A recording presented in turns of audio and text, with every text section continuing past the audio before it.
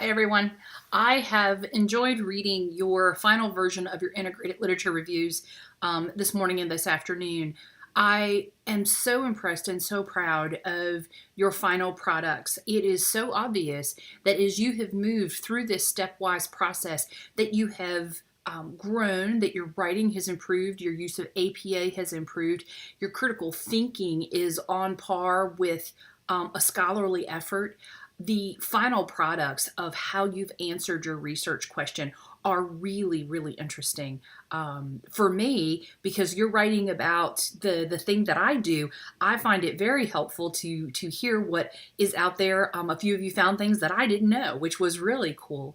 So I appreciate the intentional effort. I hope that as you've wrapped up this process, many of you have talked about, what a challenging process it was and one of the hardest things you've done.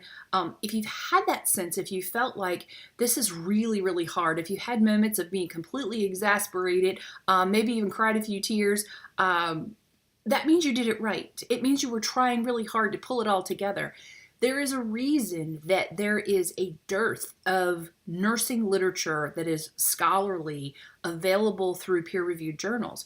It's hard, and a lot of professionals, not just nurses, lack the discipline and the process and the willingness to engage in actual evidence-based research.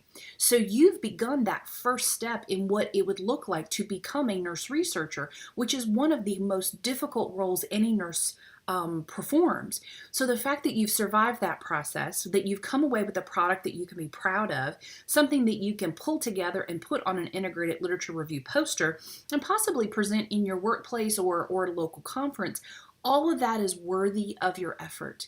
I hope that now that it's over, that you do have a sense of pride and of accomplishment, and that you've answered a question that you were interested in, and that you walk away with information that you didn't already have, which was originally, when we do research, that's always the goal. We shouldn't be researching things we already know. We should be asking ourselves, what does the literature say about best practice or evidence-based practice or this compared to that? It should be a growth opportunity for you.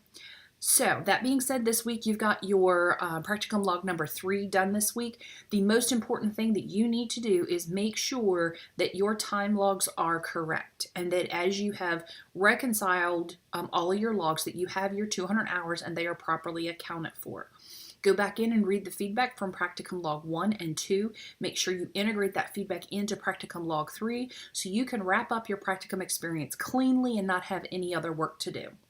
Know that you're going to be getting your Typhon evaluation links through your Liberty email. I cannot close out your course and post a grade until all of those evaluations are done.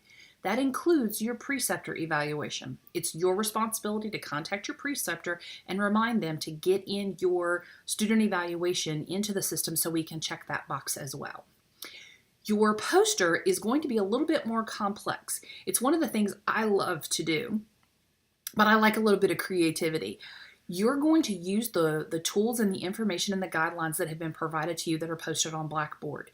Do not wait until Saturday and never mind, it's week 8. Don't wait until Thursday and try to wrap all of this up. You want to make an intentional effort of getting this done early and starting on it early, so if you have questions, I can answer them for you.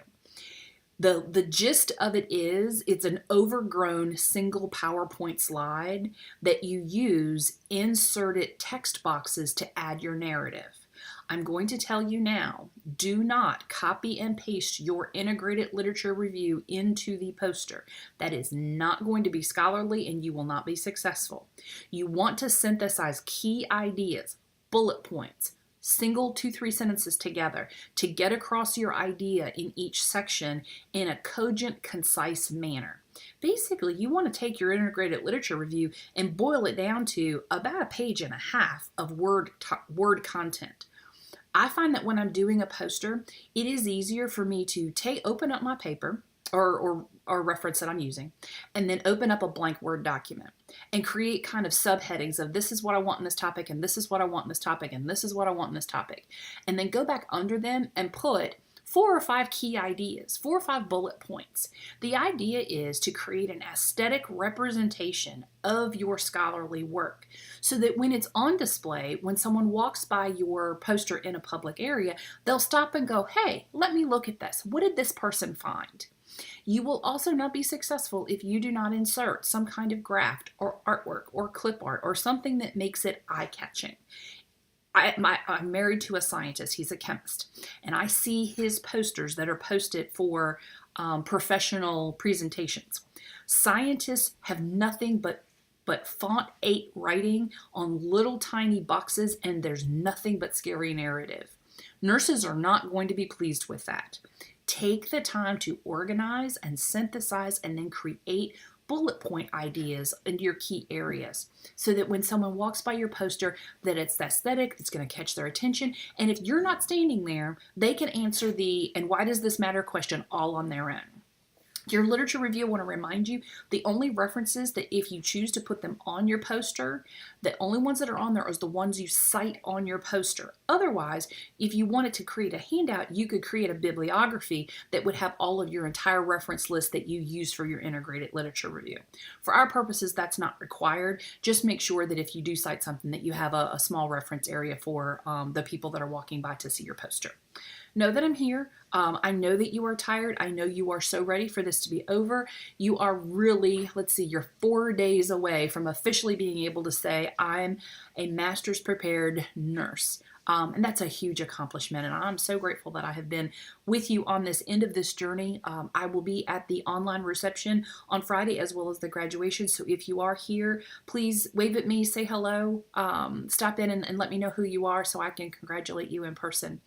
I'm going to wrap up for now. If you have questions or concerns, touch base, send me an email or use the Ask the Professor link if it's a general question as you go forward. Just know that don't get lost in this. So if you do get frustrated or struggle, holler at me and I'll help you get on the right path.